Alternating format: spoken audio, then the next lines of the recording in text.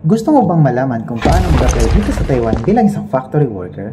Ito po kasi talaga yung madalas na tinatanong sa akin sa may Facebook account ko. Marami pong nagko-comment sa mga post ko at marami pong nag-message sa akin kung paano daw po mag-apply. Actually, nagawa ko na po ito ng video. Nakakailang beses na po akong gumawa ng content para dito sa question na to. Pero dahil nga yung iba kasing mga aplikante is tinatamad na pong hanapin dito sa YouTube channel ko, kaya ginawan ko siya ulit. Kaya kung interested ka ho talaga na makapag-apply dito sa Taiwan bilang isang factory worker, panoorin nyo po itong video na to dahil i-explain ko po sa inyo lahat ng mga kailangan yung gawin. So ayun, huwag na po natin patagalin pa. Ako nga po pala si Ram and you're watching Ram's Diary. Yeah.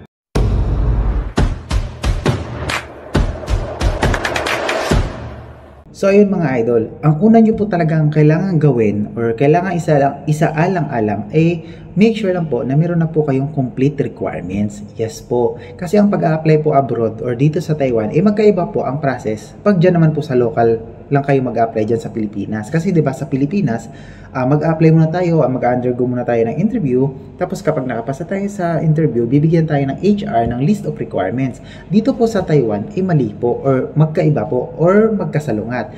Dapat po, kumpletuhin nyo muna yung mga requirements nyo bago kayo nila i-line up or isasalang sa interview. Ang employer's interview po is Chinese or Pilipino po ang mag-i-interview sa atin via webcam or personal or face-to-face. Kaya kung nagtatanong naman po kayo kung, Sir, meron nga kasing comment doon sa Facebook post ko kung ang interview po ba ay pure English or Taglish or kailangan po Chinese Mandarin. Hindi na ho natin kailangan mag-aral ng Chinese Mandarin or Chinese language dito sa Taiwan. Basic English lang po okay na.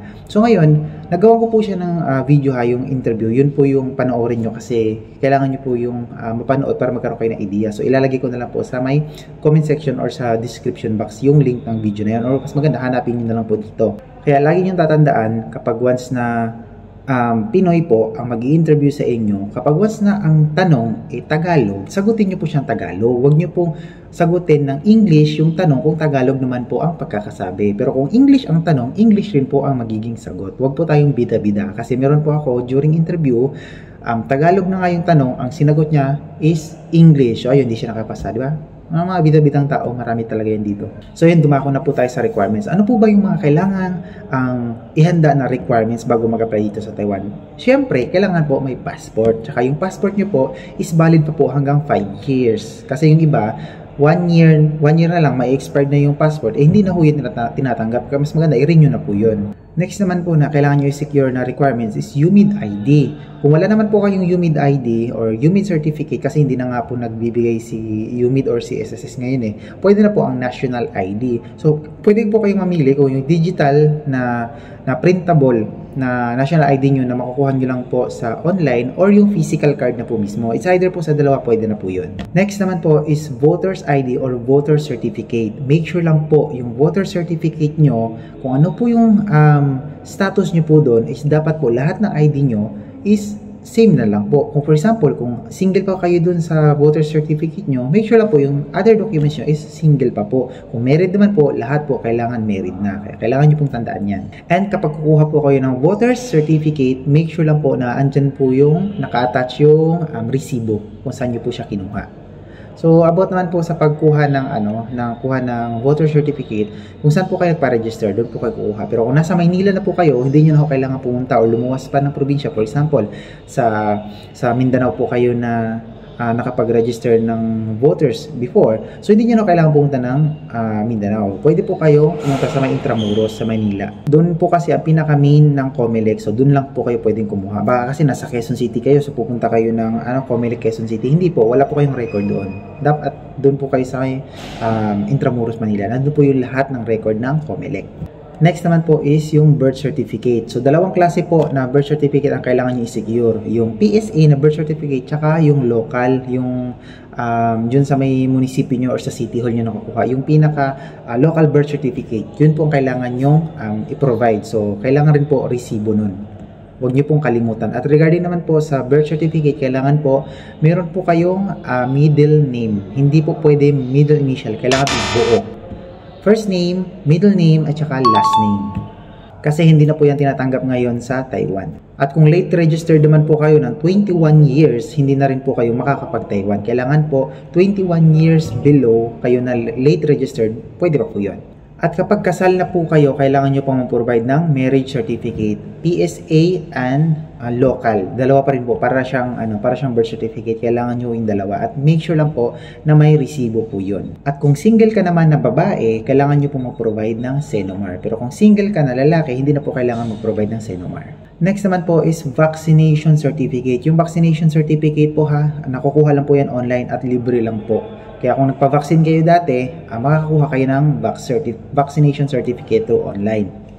At kung wala rin naman kayong vaccination certificate, pwede rin kayong kumuha ng yellow card. Okay? So, it's either lang po sa dalawa. Pero mas maganda vaccination certificate kasi online lang, tsaka libre lang. Unlike sa yellow card, may bayad pa siya ng 400. So, di ba? Pupunta ka pa ng BOQ, magpapa-appoint ka pa. So, vaccination certificate is okay na. Next naman po is e-registration. So, e-registration po is nakukuha lang din po siya online at free lang din po. At saka yung PEOS certificate. So, kailangan nyo po muna kumuha ng e-registration bago kayo makakuha ng PEOS certificate. So, kung paano naman po kumuha ng e-registration at saka PEOS certificate, manood lang po kayo dito sa YouTube ng mga tutorial kung paano po siya gawin or paano siya kunin. Next naman po is NBI clearance. So, yung NBI is multipurpose naman po yun. Hindi ka siya kagaya dati na iba pa yung international, iba pa yung local. Ngayon kasi is multipurpose na, pwede mo na siyang gamitin pang local at saka pang international. Kasi kung before, kung naabutan nyo po yung NBI dati, kapag local, color orange po siya, tapos pag international, kulay green. So, ngayon po, ang multipurpose NBI clearance is kulay blue na po siya. Next naman po na requirements is pag-ibig ID or pag-ibig number, and also TIN ID or TIN number, kailangan po yun.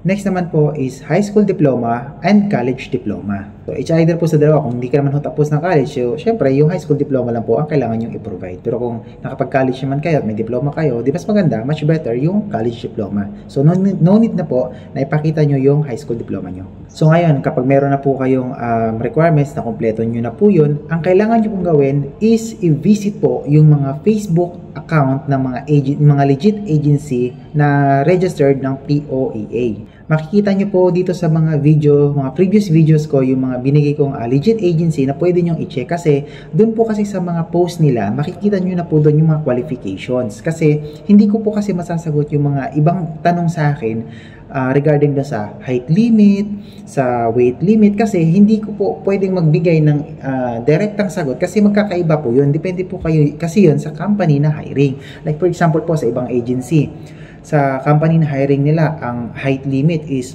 160 cm. Tapos yung weight limit is 80 kilos. So sa ibang agency naman po, ang height limit po nila is 155 cm lang po. Tapos doon sa weight limit is 70 kilos. So kakaiba po kasi yun. Kaya mas maganda, i-visit nyo po yung mga Facebook page ng mga legit agency kasi nandun na po yung mga list ng mga qualifications nila.